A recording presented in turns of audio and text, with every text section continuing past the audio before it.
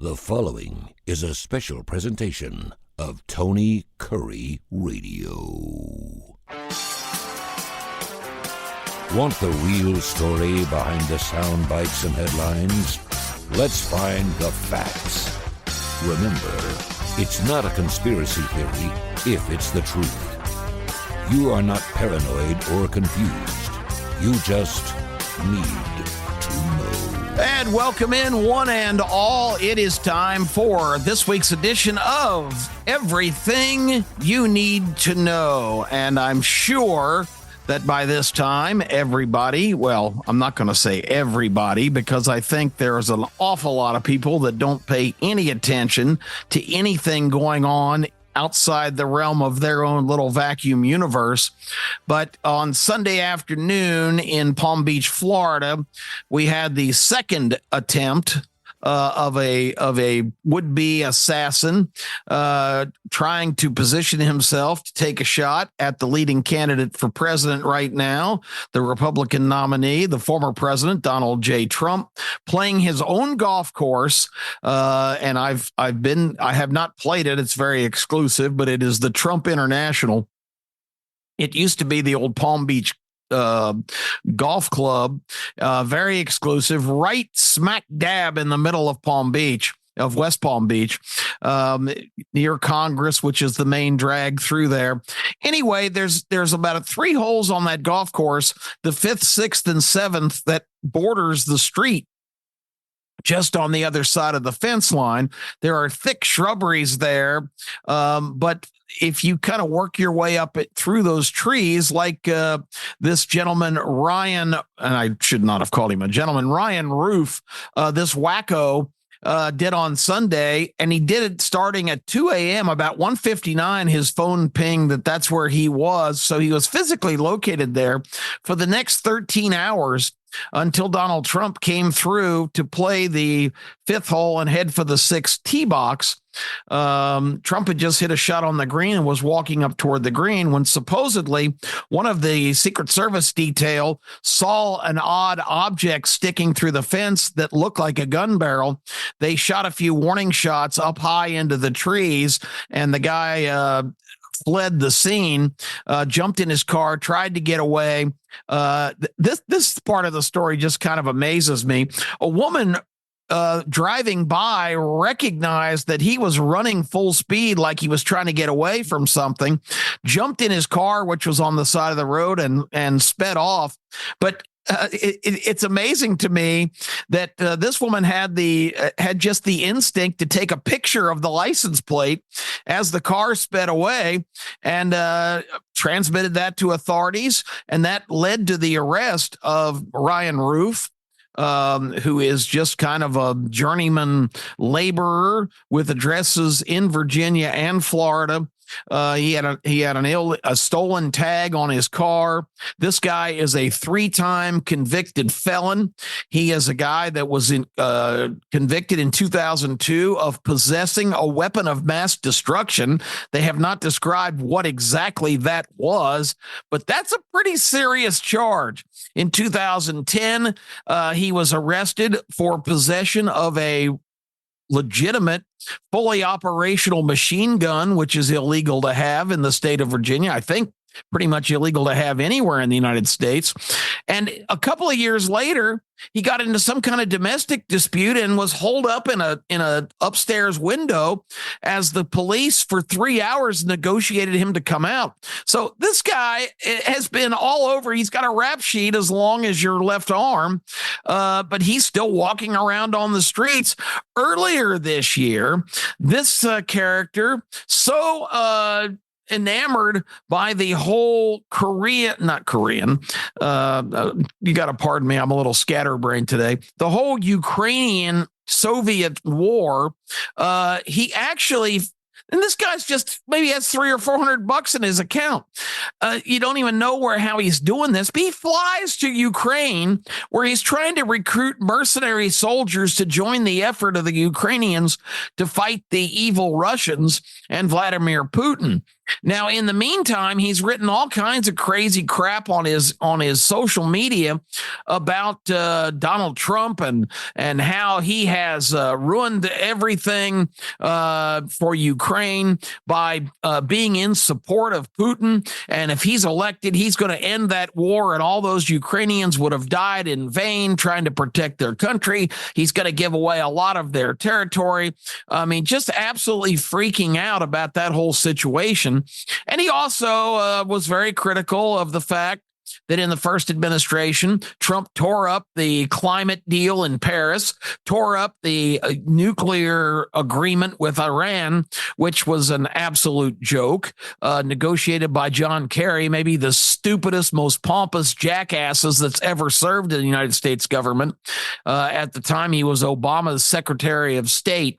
Anyway, this guy had a real bad red ass toward Donald Trump, and was urging foreign operatives like the Iranians or the Afghans to put out hit squads and take this guy out. He said, for the good of the world, the planet's future, and global peace, Donald Trump cannot be allowed to serve in office.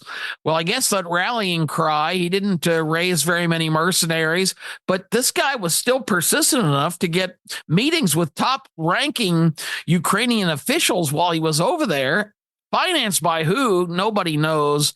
This guy is a real interesting cat. But comes back and apparently figured out that at Trump International, you have that series of holes just on the other side of the fence line. You've got to work your way through shrubbery, but there's a well-known kind of crease in the fence there. So he was set up in a great spot where he could have been theoretically about 100 yards from the former president when he walked up onto the fifth green.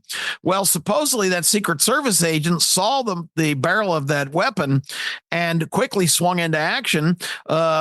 The couple of guys accompanying Trump basically brought him to the ground and covered him while the warning fire was shot, and then whisked Trump away in a golf cart.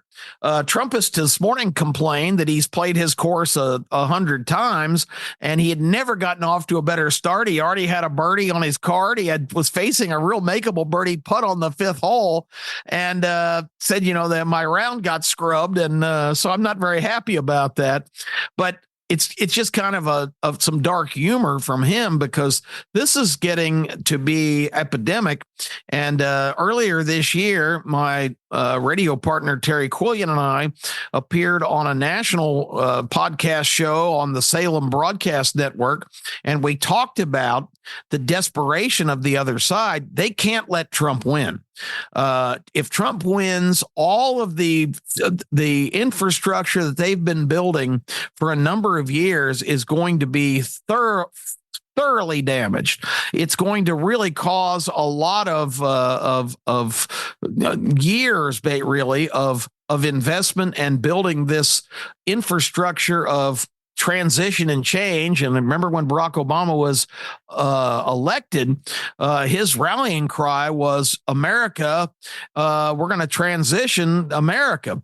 The transition basically means that the Democrat Party and this extreme left-wing kind of mentality of massive central government and the government being in charge of everything from industry to religion to education to energy to healthcare, every kind of appliance you can and can't use, every kind of vehicle you can and can't drive. These people fancy themselves as the elitist geniuses that should be making decisions that Americans make for themselves. And they don't believe in this whole concept, this whole audacious experiment that's America. They want to make America what Ronald Reagan warned against back in the 1980s when he said, America is a country with a government. It must never be the other way around, which of course means a government with a country. That's not what we're founded on. That's what our ancestors fled from the various places that they came to create this bold experiment called America. It's representative republic, and it is a government by the people, for the people, of the people that Lincoln said cannot perish from this earth. But anyway, that's kind of what we're up against here, because one of the last things the great Rush Limbaugh said as his broadcast career and life, sadly, was in its final days, he said, just heed these words. The Democrats talk about threat to democracy. It's all part of their reverse reality. They warn against things that they are perpetrating.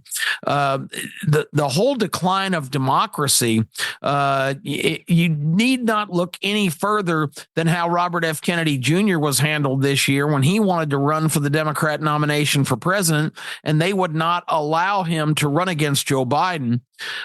So he had to declare himself an independent candidate. They gave no one an opportunity to run against Joe Biden for the nomination. And they talk about him getting 14 million votes in the primaries. Well, that wasn't too difficult because he was the only one running. Yeah, there were a couple of token guys in some states that have managed to get on the ballot, but come on, they weren't serious contenders. They were running a guy in total mental decline who had no business being president to start with. That was a great scam they pulled over the eyes of unsuspecting Americans. They kept him in the basement. They kept him on the beach at Delaware. They limited his public appearances. They only trotted him out when they had to have the front man, while the real people pulling the strings behind the scenes conducted their business.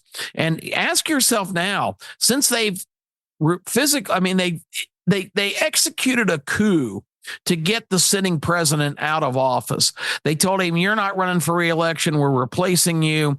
Nancy Pelosi told him, we can either do this the hard way or the easy way. If you will just go ahead and step down and pass the mantle to Kamala Harris, then we will let you go honorably. We don't know how much financial incentive or what other pot sweeteners were involved in that deal. But Joe Biden, don't kid yourself. Joe Biden did not step down for the good of America. Joe Biden stepped down because they told him, you're out, Kamala's in. The internal polling we have says you're declining faster than a sinking boulder. We cannot win with you as the candidate. All of our analysis, all of our polling, all of our sophisticated systems say you can't possibly win. We have to change horses here in the middle of the stream. It was almost like having a boxer undergoing an 8 count and about to go down, and they called timeout and put a different fighter in the ring for the guy that had no chance of winning. So don't believe for a second that Joe Biden stepped down willingly.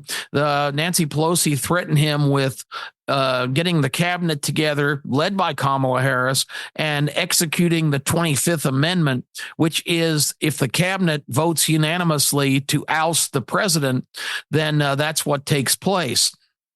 And believe me, the way the Democrat Party runs that ship, it is when a decision is made at the highest levels, everybody steps in the line, because you don't see many independent Democrats. They vote pretty much as a block on everything, despite the fact that philosophically and ideologically, they are on completely different planets. You've got the wacko far leftists who just want to turn the government upside down here, make it just this giant payola of government spending. Who cares if the deficit is trillions of dollars?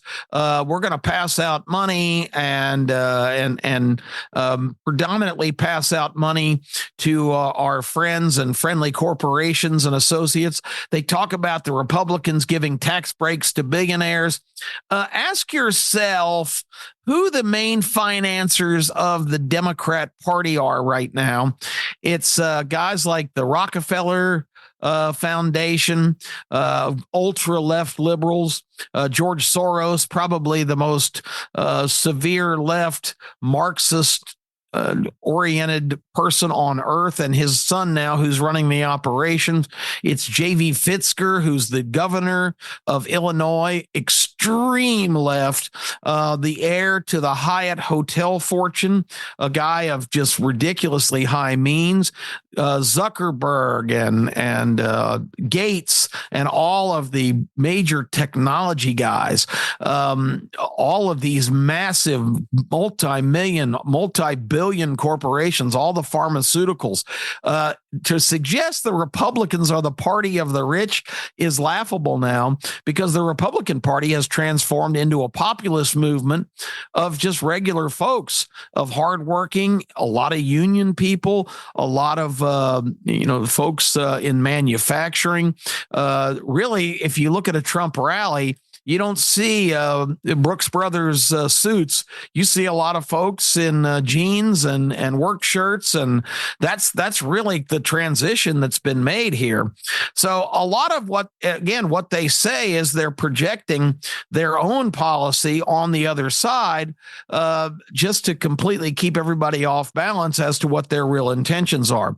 I didn't want to really talk about the situation, but I needed to set it up, because when I started off talking about this assassination attempt, one of the things that's really interesting, and again, Trump has been lucky that some Secret Service operatives have been up to the task in these last two situations, but a lot of the problem is that there is not adequate security details with Donald Trump as he travels to rallies or goes out for a round of golf, or simply,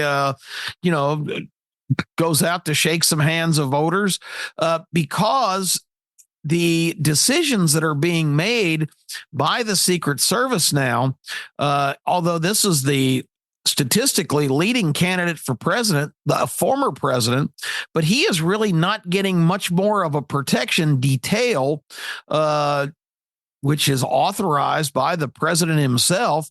But we really don't have a president now.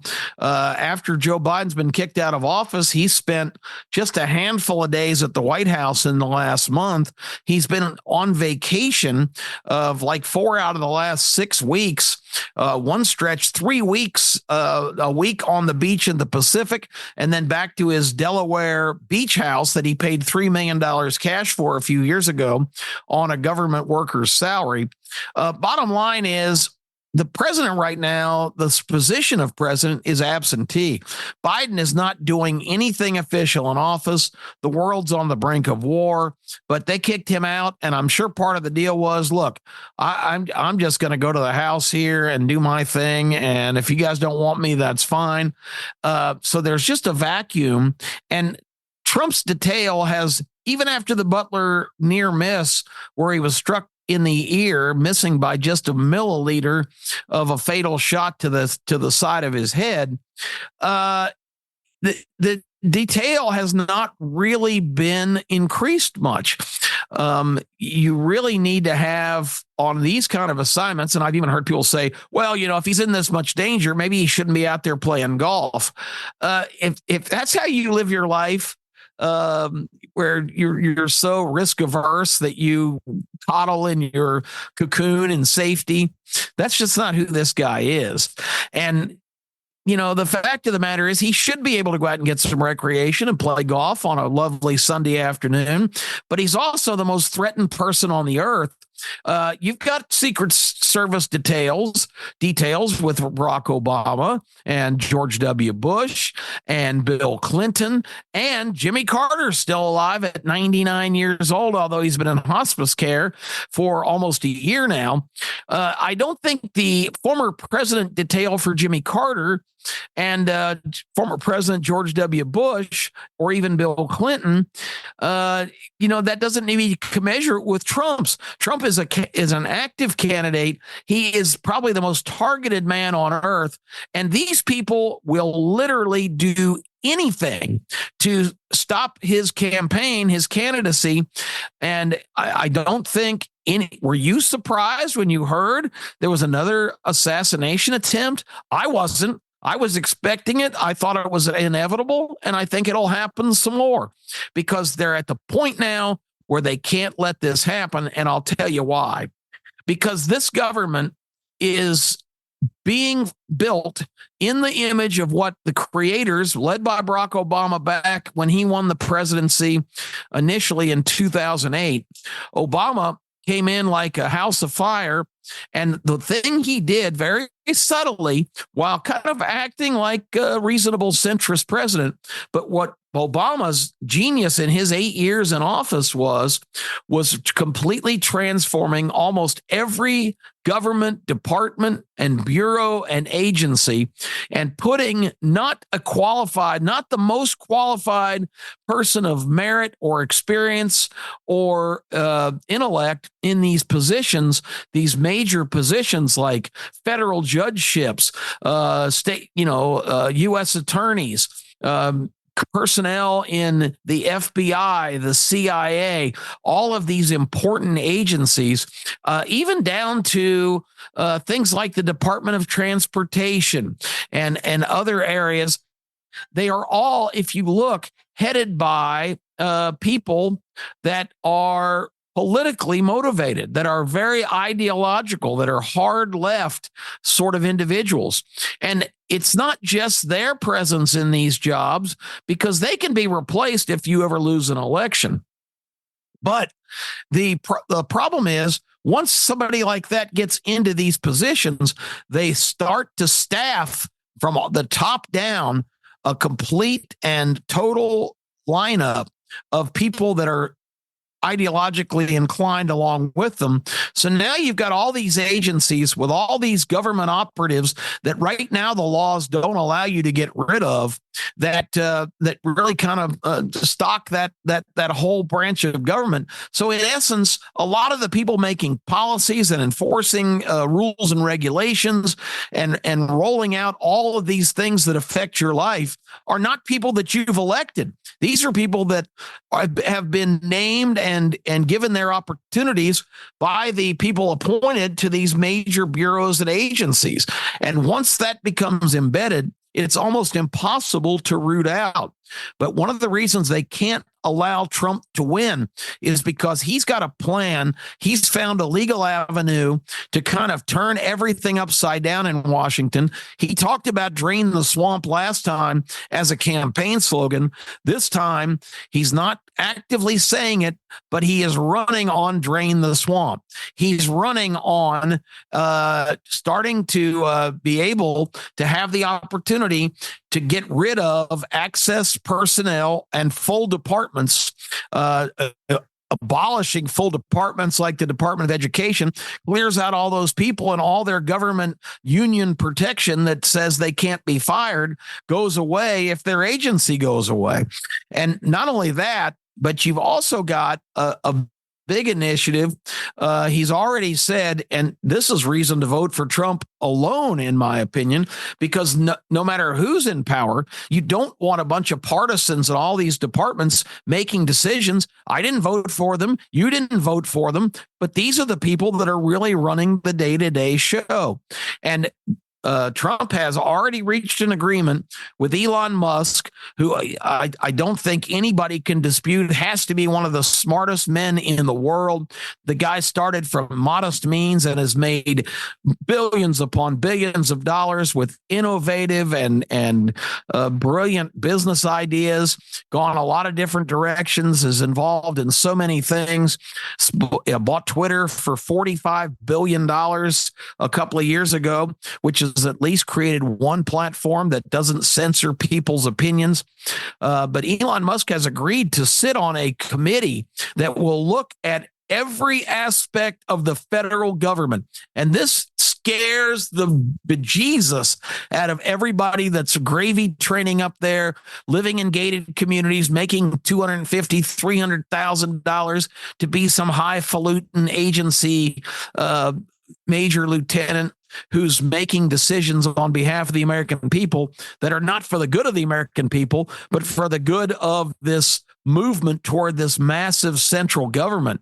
But Musk's committee will look at the efficiency, the expenditure, the justification, the staffing, the operations of every aspect of the federal government, and will make strong recommendations about what's necessary. And I don't think anybody, no matter how partisan you are, is anybody comfortable with the fact that the government is just bloated to the point of having, I don't even know what the current number is of federal employees, but it's absolutely astounding. All of this bragging by the Biden administration the last couple of years of how many jobs they were adding. Well, first of all, that's turned out to be BS, because it was just proven 2 weeks ago that almost 900,000 of the jobs they claimed that they created were never created at all. It was this was projections and different things based on models. They were not actual numbers. So that's an absolute fact, and you can look that up. But the highest percentage of jobs created by this administration, get ready for it. Guess what industry? Government. They were government jobs, hundreds of thousands of more government jobs. They have bureaucrats on top of bureaucrats, and all the bureaucrats have consultants, and all the bureaucrats have massive staffs. It is so totally out of control. If Elon Musk and his committee, bipartisan, private citizens, gets in and does a real cavity search of the United States government, they are going to come back with so much waste and so much abuse and so much excess and so much corruption that it's going to just completely flush this whole movement toward the federal government running the show for all of us completely down the commode. If there's any reason to vote for Donald Trump, I don't care if you despise him. I don't care if he makes your skin crawl. He is an abrasive character. He is who he is. But this one single idea to have somebody finally perform a full enema on the federal government and flush down whatever they find is just a brilliant idea. And it's something that every American, I don't care what your politics are, if you want to continue to send your money to Washington so these people can live lavishly, be an elitist class, a ruling class, not people you voted for. And let me give you the prime example. We talk about the Secret Service, their staffing, their procedures, they've really slipped. The Secret Service was formed just after the Civil War in the 1860s, and their role at first was there was the printing operations had become so much more sophisticated that the Secret Service was initially formed to bust counterfeiting rings, which were plaguing the country when it tried to recover from the Civil War. That evolved through the end of the century. Lincoln, of course, assassinated in 1865. President James Garfield was shot and killed in 1881. And then William McKinley in 1902. That was 3 presidents in just 34 years assassinated. And the Secret Service was given the role of protecting key officials and the president. And they operated on kind of a secretive, their own agenda. They were part of the Treasury Department because that's how they were originally conceived. But believe me, they were their own agency with their own rules and procedures and training apparatus, and really recruited some of the top people in the country. And that's how it operated for many, many years. And you still had some problems. Of course, John F. Kennedy assassinated in 1963, but that initial run by the Secret Service, pretty effective. Theodore Roosevelt was actually shot during a speech, but thankfully he had a big vest on and something in his coat pocket that negated the bullet making much damage. But the bottom line is that really stepped up, and it was an agency unto itself. But that changed in 2002 when George W. Bush, after 9/11, created the Department of Homeland Security. And let me tell you what that agency is today. It is 22 federal agencies under the umbrella of the DHS, the Department of Homeland Security. And the man in charge of the DHS is the prime example of what I'm talking about. Alejandro Mayorkas, who is not an expert on any of the things that the DHS does, and some of the major ones, of course, border enforcement, the ICE agency that is in charge of finding and removing people that are in the country illegally. Of course, the other major one is the TSA when you fly. That's all part of DHS. A lot of different elements of the CIA and the FBI, different contemporary groups that work alongside. You can pull the list down on the internet. But the other one that was put under that umbrella was the U.S. Secret Service. And if you remember after 9/11, one of the huge complaints coming out of all the congressional investigations was that agencies in this country were not working together. It was even adversarial, where one agency would get some information and be leery of sharing it with another organization because they were worried that they wouldn't get the credit then when certain nefarious rings and individuals and plots are foiled. So in theory, it was a good idea to put everybody under one central group of different organizations in our government. But after 2 decades, it's a terrible idea because what's happened? You've had all of these Democrat administrations, starting with Barack Obama, just handpicking these political operatives to run these agencies and these conglomerates of federal bureaus and departments. And it has eroded to the point where they're stocked with people that aren't qualified, that aren't there on their merit. They're there because of their politics. And now they're claiming that they don't have the proper resources to fully protect Trump, the most threatened man on earth and presidential candidate. Their budget is $8 billion a year just for the Secret Service. I don't know the number for DHS overall, but I'm sure it's north of $25-30 billion. The president, with a stroke of a pen, can allocate more money, but it's not economics, folks. It's politics. That's what it is. Yeah, we've got to protect Trump, but we don't have to protect him because he's not the current president. We don't have to give full resources. We don't have to have people to sweep areas, which is routine.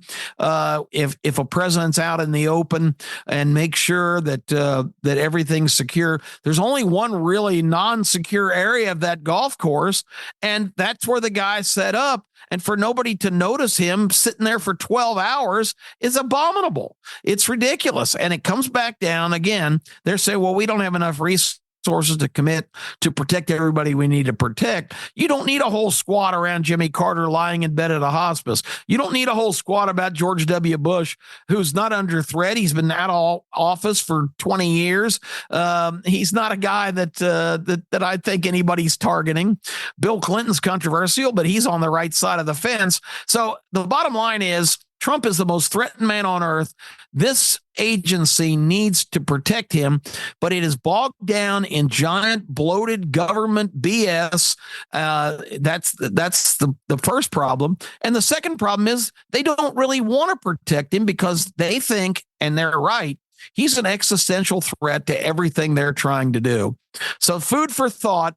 The Secret Service used to be its own entity and do its own thing, and now it's under the umbrella of government inefficiency and weak, awful leadership. The prime doubleheader, the daily double, if you will, of inefficiency and red tape and government inefficiency and lack of dysfunction, and total dysfunction, I should say. And that's the recipe leading to all of this chaos that we're seeing and just kind of shrugging off every week. Don't be surprised if in the next couple of weeks, there'll be more of this kind of nonsense. Major candidate for president, whatever your politics are, this country doesn't work if those people are under constant threat, and they're not being properly protected. Government bureaucracy doesn't work. Massive federal government doesn't work unless you're one of the people on the inside. And that is something that you need to be aware of here, and particularly you need to know. I'm Kip Keefer. I appreciate everybody listening. I hope some nugget of information got out there that resonated with you today, that Secret Service needs to be its own entity. It doesn't need to be bogged down with 21 other agencies and run by perhaps the worst government official to ever be appointed to any post in the history of our country. We will talk to you next week at this same time. Thank you for tuning in. I'm Kip Keefer. That's what you needed to know. This has been a special presentation of Tony Kurre Radio.